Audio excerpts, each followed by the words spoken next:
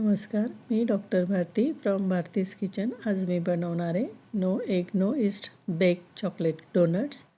त्यासाठी लागणारे साहित्य: 1 कप मैदा, 1/4 cup milk powder, 1 cup milk दूध, चिमूटभर मीठ, 1 teaspoon vanilla essence, half teaspoon baking soda, 2 teaspoon baking powder, 1/4 cup cocoa powder, अर्धा कप दही, 3 टेबलस्पून बटर.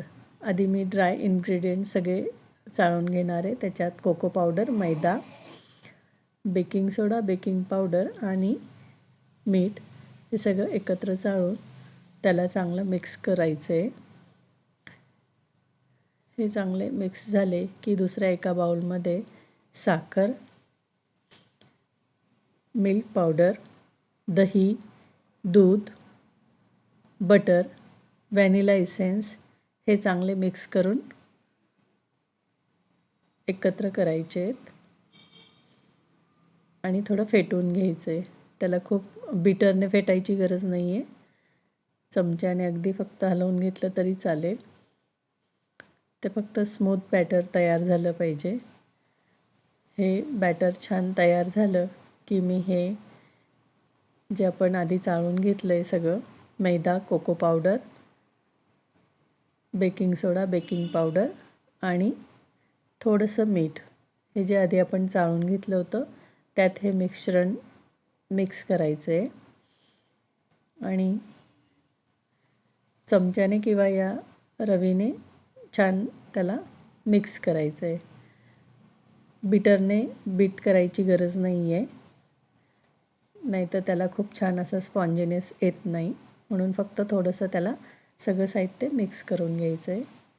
त्याच्यात एक छान चॉकलेटी फ्लेवर येण्यासाठी मी थोडे चोको चिप्स टाकणार आहे. हे सगळं साहित्य एकत्र केलं की एक बेकिंग ट्रे घ्यायचा आहे, डोनट्सचा बेकिंग ट्रे, आणि आयसिंग बॅगमध्ये हे सगळं साहित्य टाकून केकचं बेकिंग ट्रेमध्ये हे अशा प्रकारे आपण टाकून घ्यायचं आहे साहित्य आणि प्रीहीट केलेल्या ओव्हनमध्ये 170 डिग्रीला मी 10 मिनिट्स हे डोनट्स बेक करून घेतले. खरं तर हे 8 मिनटात झाले होते. ते बेक होत आहे तोपर्यंत मी इकडे डार्क चॉकलेट मेल्ट करायला ठेवलं आहे. ते पण छान मेल्ट करून घेतलं आहे. हे बघू शकता आपले डोनट्स तयार झाले आहेत.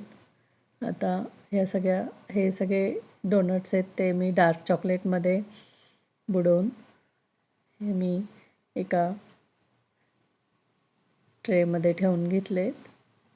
त्याच्यावर आपल्या आवडीप्रमाणे जे काही आयसिंग असेल किंवा जे स्प्रिंकल्स असतील ते वेगवेगळे स्प्रिंकल्स टाकून घ्यायचे आहेत. तुम्ही बघू शकतात किती खूप छान असे चॉकलेट बेक डोनट्स हे आपले तयार झाले आहेत.